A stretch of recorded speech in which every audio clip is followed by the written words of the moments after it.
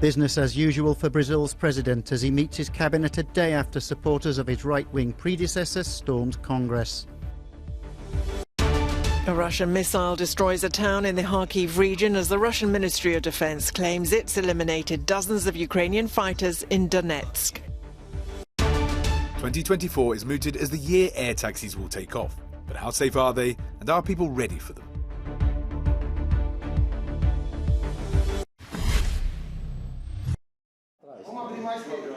Brazil's new president, Ignacio Lula da Silva, met his cabinet as normal on Monday, a day after supporters of his right-wing predecessor, Jair Bolsonaro, ransacked government buildings in the capital, Brasilia.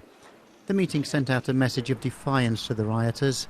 Meanwhile, on the streets of the city, Brazilians were digesting the previous day's events in a prevailing mood of shock.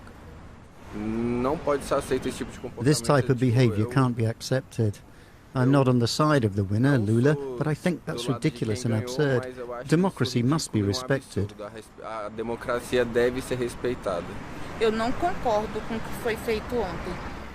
I don't agree with what was done yesterday because it's vandalism. It's destroying our heritage. If you want to express your opinion, you have to express it in a different way.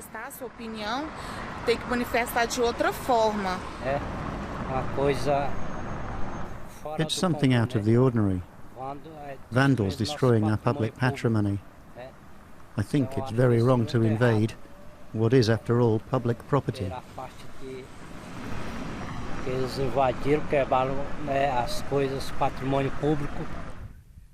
Among the first measures considered by the authorities is the dispersal of a camp of Bolsonaro supporters at the nearby military headquarters, a move that could yet provoke further tensions should it go ahead. Brazilian President Lula da Silva has issued a statement rejecting Sunday's riots as terrorist acts and called on the population to defend peace and democracy. Euronews international correspondent Annalise Borges sent this report from Florianopolis. Authorities have now retaken government buildings stormed by protesters in Brazil's capital, Brasilia, and have been escorting demonstrators out of the city. Many of those demonstrators have been camping out in front of the armed forces headquarters since last October, protesting against presidential election results, demanding military intervention and the resignation of President Luiz Inácio Lula da Silva. An investigation is now open and some 1,200 people have been detained so far. An investigation is also open into who offered transportation to those traveling from other parts of the country, and MPs are demanding a query into why police didn't do more to prevent demonstrators from reaching government buildings, including the presidential palace, which is where President Luiz Inácio Lula da Silva has been working from today, attempting to send a message that the situation is once again under control in Brazil. Annalise Borges in Florianopolis, southern Brazil, for Euronews. At least 2 women in their 50s and 60s were killed and at least 7 were injured after a Russian missile hit Shevchenko in the Kharkiv region on Monday, according to Ukrainian officials. And this is what's left of the street market. Meanwhile, the Russian Ministry of Defense claims to have eliminated dozens of Ukrainian fighters in Donetsk. The Kremlin's press secretary Dmitry Peskov says the announcement of new deliveries of armoured vehicles from Western countries won't change a thing. These deliveries cannot and will not be able to change anything in Ukraine. These deliveries can add pain to the Ukrainian people and prolong their sufferings, but principally they will be unable to solve anything and disrupt the process of achieving the goals of the special military operation.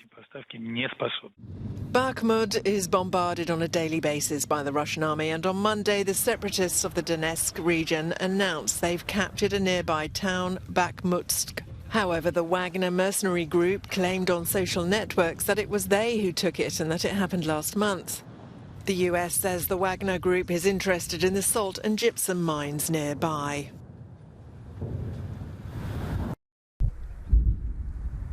Eastern Ukraine is experiencing its first hard winter frosts, with the temperature plunging to as low as -20.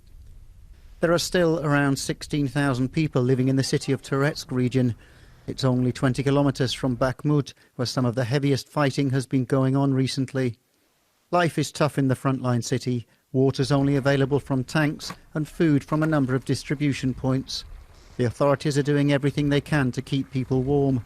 Last night, the electricity was turned on. At night I have dogs and cats, they keep me warm. Even though the apartment has ice on the walls, I'll manage. During the war in 1941, things were even worse. There are many poorly insulated Soviet-era apartment buildings in Toretsk. 70-year-old Lydia lives in one of them. She says she fled her home village because it was right in the middle of the fighting. I'm really afraid, but the situation's hopeless. It's terrible. Loud explosions. I'm afraid, but what can I do?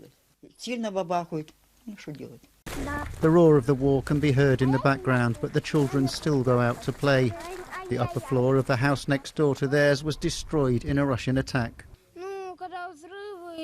When it explodes and bullets fly over here, I don't know what they are. I don't like it at all.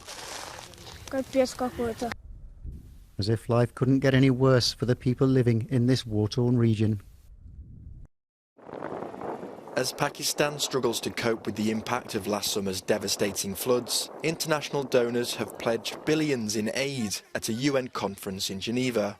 The catastrophe, which experts link to climate change, killed more than 1,700 people and displaced some 8 million others. Excellencies, we must match the heroic response of the people of Pakistan with our own efforts and massive investments to strengthen their communities for the future. Rebuilding Pakistan in a resilient way will run in excess of $16 billion, and far more will be needed in the longer term. Pakistan hopes that about half of the required amount will come from the international community. French President Emmanuel Macron said his country was ready to play its part. In Pakistan, we have therefore decided to mobilize a total of €360 million for projects which will be launched to address the challenge of resilience reconstruction and climate adaptation. The conference is being seen to test the willingness of wealthier countries to help poorer nations deal with the impact of climate-related disasters, a commitment that was agreed upon at the recent COP27 summit in Egypt.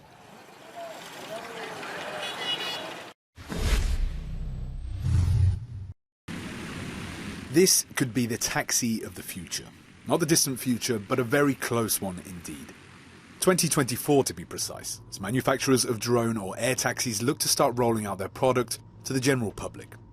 But with such a huge technological leap happening so soon, the question on many people's minds will be, are they safe?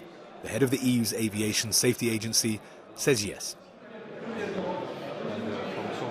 My job is to make sure that the only vehicles which can fly are safe. So if you see something flying, then it's safe, because we will have certified it.